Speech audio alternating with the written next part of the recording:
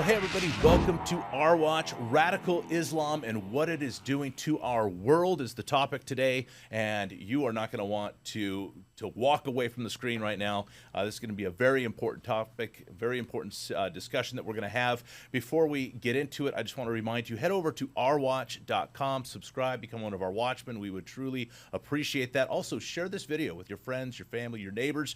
We want to get truthful, correct information into people's hands so they can be informed. The Bible tells us to watch and to be ready.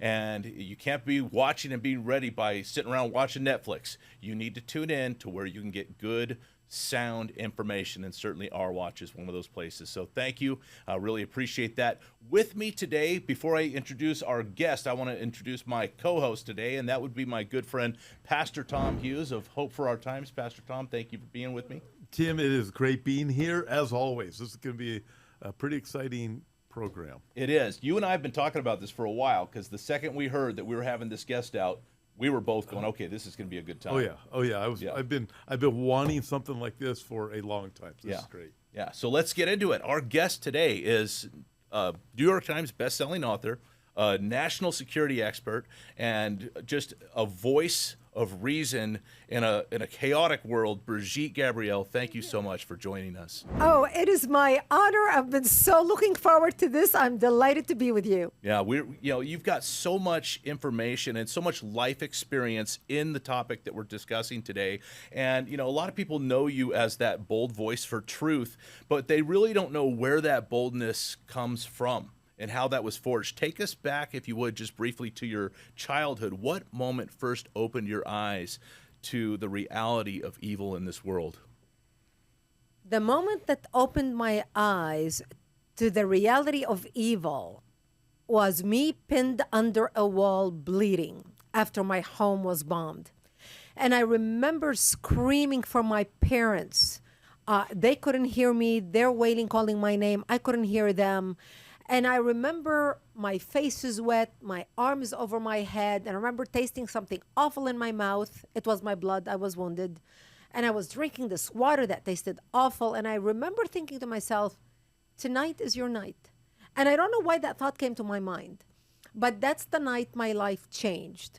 That's the night when Islamic radicals, the combined forces of Palestinian and Islamists in Lebanon, came together and bombed my home, bringing it down, burying me under the rubble wounded. I ended up in a hospital for 2.5 months, and later ended up living in a bomb shelter for 7 years of my life, robbed of my youth. But my life didn't start that way.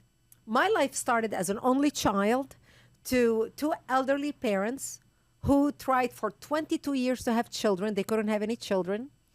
And God looked down upon them with tenderness and gave them a child. My mother was 55 and my father was 60. I'm an only child. And I was the light in my parents' eyes. My father was retired. By the time I was born, we owned a restaurant. We owned a lot of real estate. I had a chauffeur to drive me to school. We had a living maid. Life was good. I was the center of their attention. I grew up in Lebanon, which used to be a majority Christian country in the Middle East.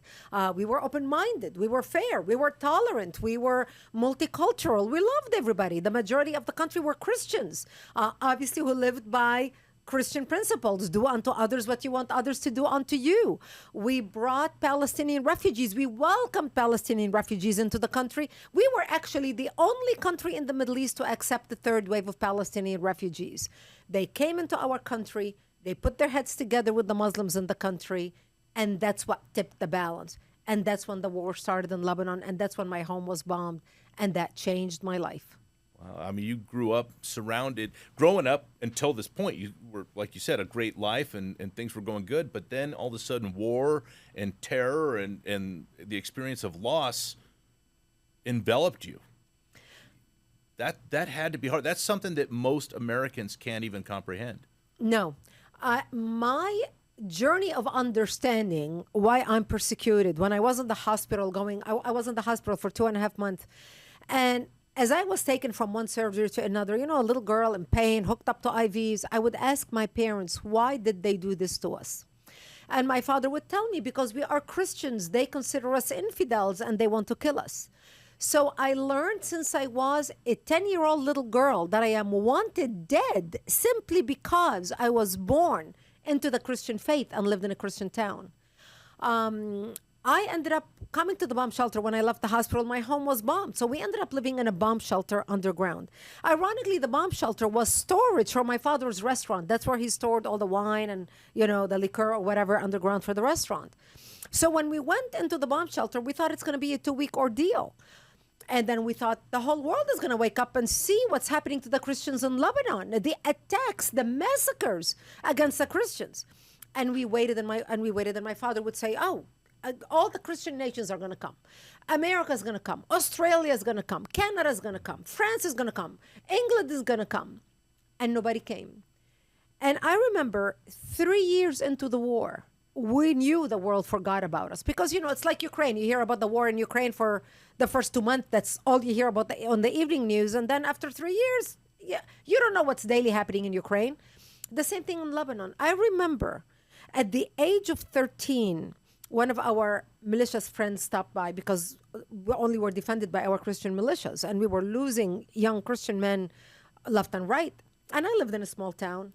And he came and he said, I just want you to know that we heard a lot of chatter on the radios, and we believe we're going to be attacked tonight.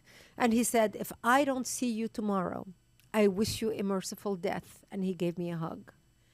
And I remember at the age of 13, dressing in my burial clothes, my Sunday best, my Easter dress. And because I wanted to look pretty when I am dead, knowing that when they slaughter me, there would be no one to bury me.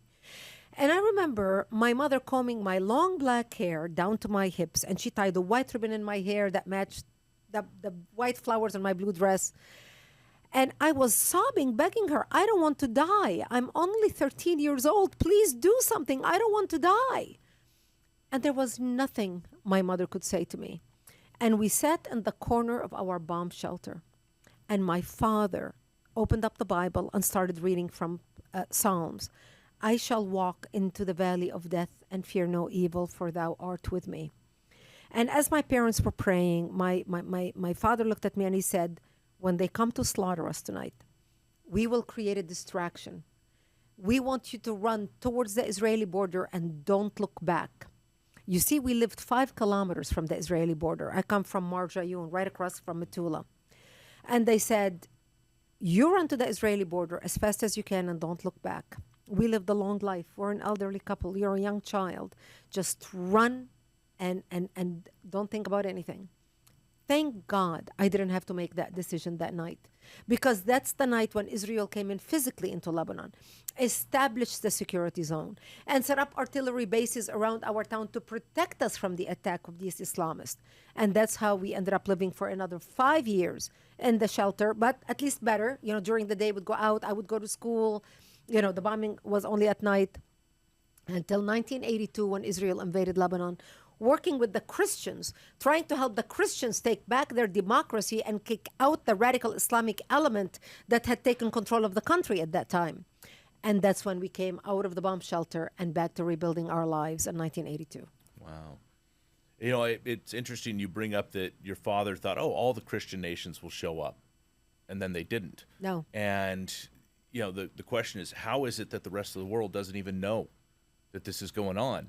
And certainly there is a mass deception that is taking place right now with the issue of Islam and what is actually happening in that part of the world. And Pastor Tom, you're an expert in this, the mass deception that takes place in the end days. What do you see when you're looking at this? Well, it's here, obviously, and it's going to get much worse. That's the frightening part biblically, but it doesn't mean we quit. We still fight forward. We do everything we have to do, and we know in the end Jesus is coming back and he wins. But I find a lot of things that you said very enlightening, especially to people who aren't aware of them. Israel came to your rescue. Yes. And yet Israel right now, you listen to Tucker Carlson, Candace Owens. I mean, you what's his name? Uyghur, whatever the guy's name is, Chent Uyghur or something like that. These different people that Piers Morgan has on, and they're constantly challenging how bad Israel is, what they say. Yeah. Yet it's Israel who's protecting the Druze right now in Syria. They're up there trying to protect other people up there. And then here in the U.S., we have Mamdani. We've got everything going on Dearborn. Obviously, Minnesota. Is that going to explode? I have my opinion. I know Pastor Tim has a very similar opinion on how we got here and why there is so much deception. But it is anti-Israel. It's anti-right. It's anti in the right sense of anything that is good. Right. But how do you see that we ended up in this position? The deception in the media, like in Lebanon, all the media was based in West Beirut, the area that Yasser Arafat and the Palestinians controlled. So nothing came out to the world that was not approved by the PLO, the Palestinian Liberation Organization, under Yasser Arafat. So we, the Christians, had no one speaking our voice. And that's exactly why we went to the Israelis. You know, in my town, we ended up being surrounded by the Palestinians and the Muslims wanting to kill us. I mean, our life was unbearable. They cut off food supplies to our town. They cut off water supplies. To get some food, my mother and I would crawl out under the bombs and dig out dandelions and different vegetation that grew around our bomb shelter. That was the only food we had. To get some water, we would crawl under snipers' bullets to a nearby spring to get some water. And every time before we left our bomb shelter, we would say our last goodbyes because we did not know if we're going to come back alive or dead, just to get a drink of water. This became my existence. So finally, few people from our town got together, the Christians. We were completely circled by the Muslims, and our back was to Israel.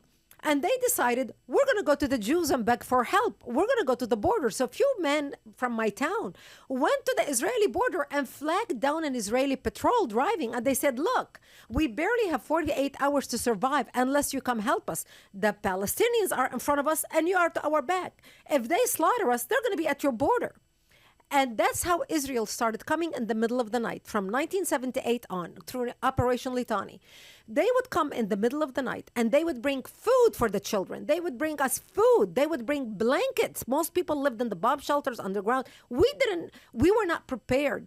They would take the Christian men in Lebanon into Israel and train them how to fight. The one thing we learned in Lebanon, you know, the Christians are raised to love and be kind, and whoever slaps you on one cheek, you turn the other, and you forgive your enemy and do unto others what you want others to do unto you.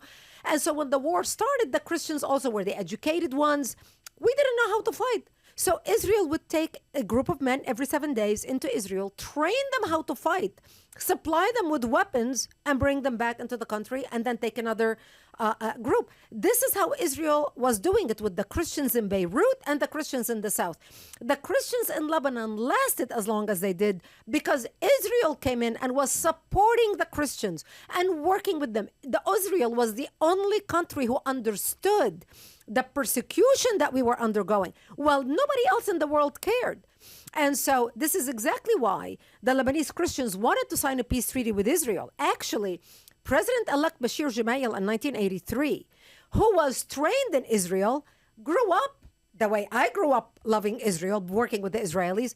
The first order of business when he was going to take office is sign the peace treaty with Israel. They assassinated him before he even got to the presidency, before he got confirmed. When my mother got wounded during the war, so not only Israel helped the military, but when my mother got wounded, our only lifeline was Israel. Israelis provided medical support, medical treatment free of charge to anybody because we didn't have any medications. We were completely cut off from the world. We didn't have any doctors. Everybody left. So if you got sick, if you needed open heart surgery, you went to Israel and got treated free of charge. You wanted brain surgery, you got to Israel and got treated free of charge. Whatever you needed. And Israel not just did this with the Lebanese Christians. Israel also did it with the Syrians. I remember when I went back to Israel in 2018, this is in the heat of the war of ISIS in Syria, remember? And all the war that was happening between ISIS fighters and everything. I went back to visit the hospital where my mother was treated when she was wounded. And I met with the leaders of the hospital. And they were Syrians being treated at the hospital in Israel that were brought from Syria literally with a note with a yellow pad, sticky pad on their chest instructions to the doctor. This person got wounded by a bomb, and their family sent them to Israel, and they did not want anybody to know that they are there because their family will be killed back in Syria. So Israel has done this over and over, treating Lebanese, Palestinians, Syrians, people that needed treatment. This is a story that the rest of the world does not hear. This is the story that people like Tucker Carlson and Candace Owens need to understand and hear from Christians who understand how Israel stands with the minorities in the Middle East who are being persecuted by Islamic extremists. That's the Middle East. Yeah. Well, you've often said that freedom isn't free. That's right. And from your perspective, what do you think that we here in the West are taking for granted right now?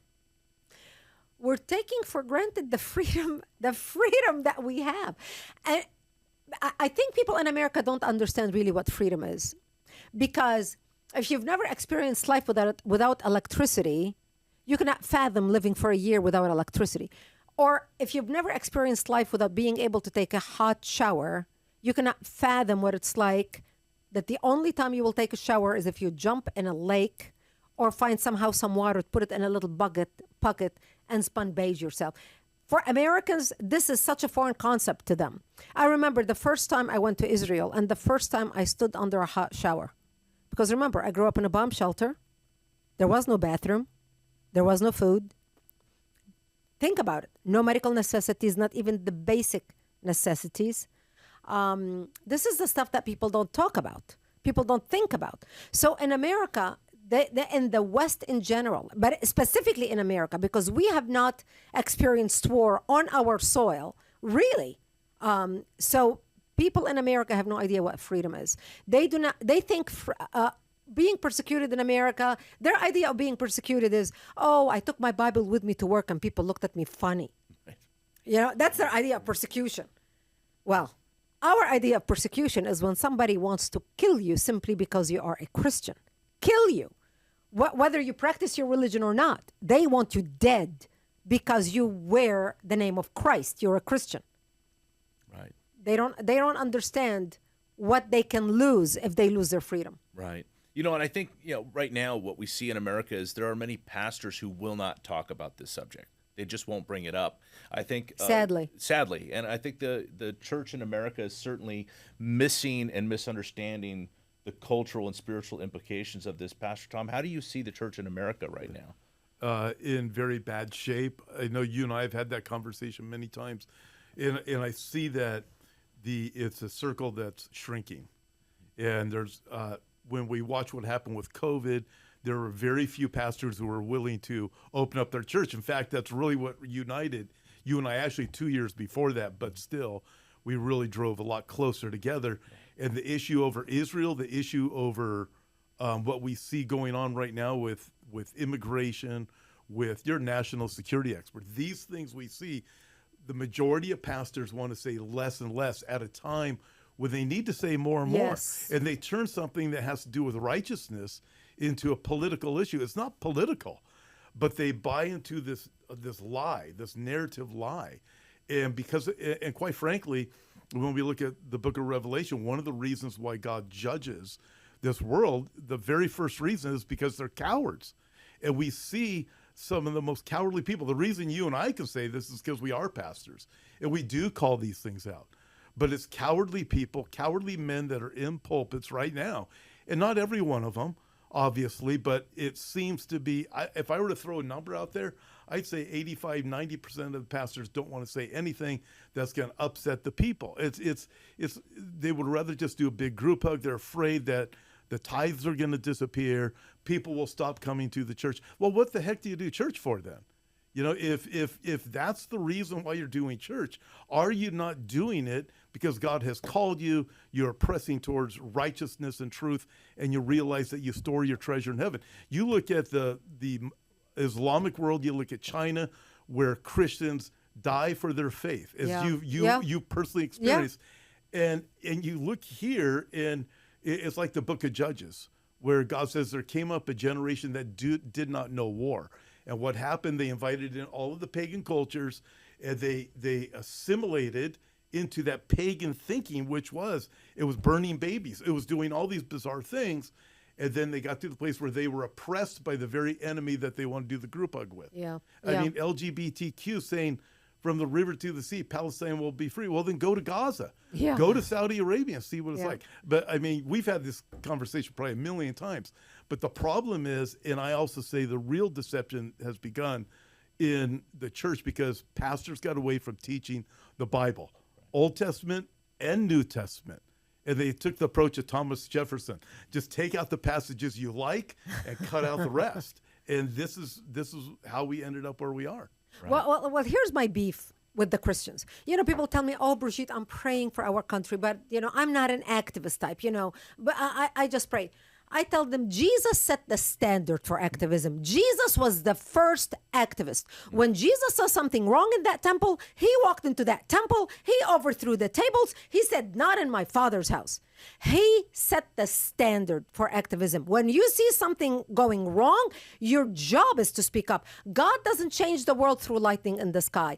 God uses his people as his instruments of change. To whom much is given, much is required. If you call yourself a representative of Christ as a Christian, you have a duty to your Creator, to your Jesus, who led 2,000 years before you did, who laid his life on the line 2,000 years before you do, who walked into that temple. He didn't care who he offended. He didn't care if the merchants are going to get offended. He said, not in my house. And so America, as a Christian nation, America is our house. America is the shining city on a hill.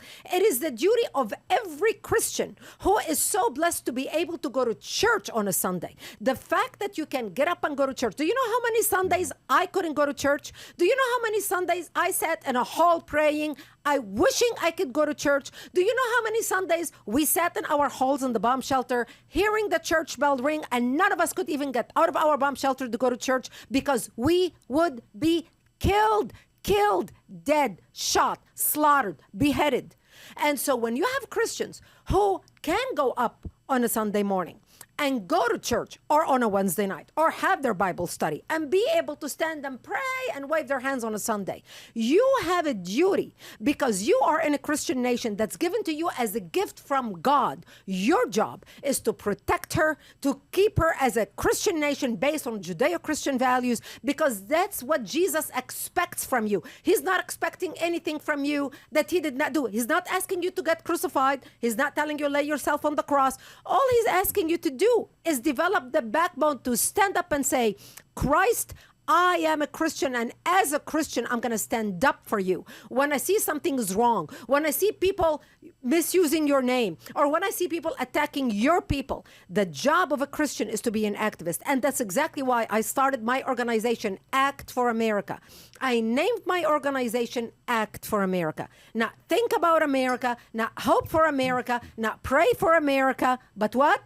Act for America. Because we can hope and wish and pray, and we all do. I pray for our country, for our leaders every single night, like you do, I'm sure. But without action, nothing happens. And that's exactly what God expects from every Christian, every professing Christian, to stand up and fight peacefully, democratically, to preserve our Judeo-Christian values. Absolutely. Amen to that. Brigitte, you've lived through a lot. You've suffered a lot for your faith.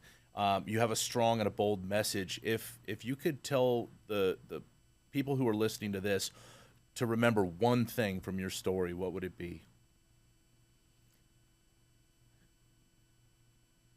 Those who don't learn from history are doomed to repeat it.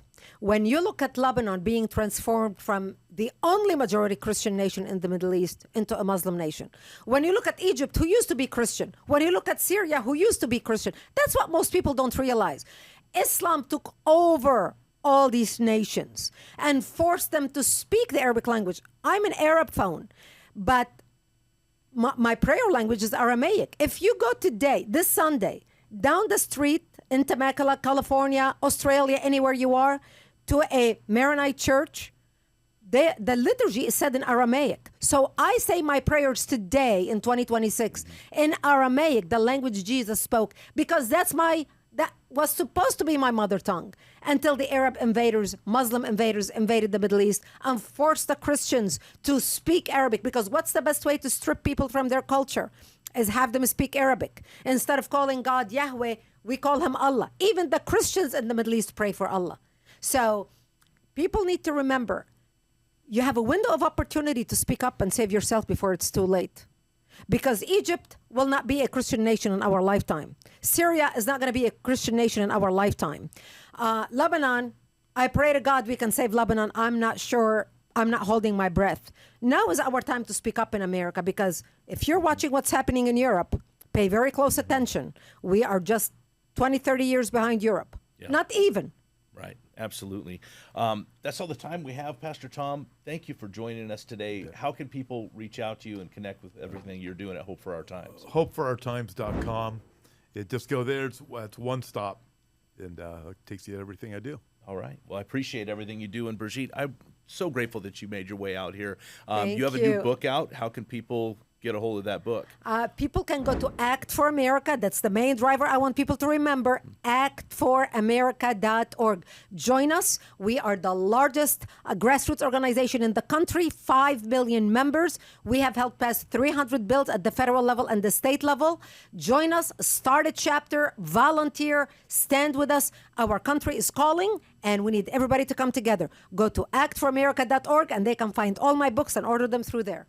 All right. Well, again, thank you so much for joining us. We really appreciate all the hard work that you do. Thank you. Thank you. And I want to thank you for tuning in. Once again, I want to remind you, head on over to ourwatch.com, subscribe, become one of our watchmen. We would truly appreciate that. And share this video with your friends, your family, your neighbors. We have a massive problem here in the United States of America with an invasion of radical Islam. People's eyes need to be open to these things, and you can be a conduit to get them to that right information. So thank you for joining us. We'll see you next time right here on Our Watch with Tim Thompson.